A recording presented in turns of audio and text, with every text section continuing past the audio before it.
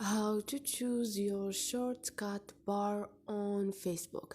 Hi guys, in this video I will show you how to choose your shortcut bar on Facebook. It's so easy and quick, so let's start.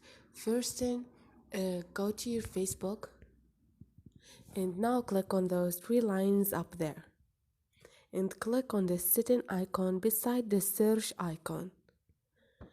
And here just click on shortcut and click on shortcut bar to choose which shortcut Facebook can use to personalize your shortcut bar.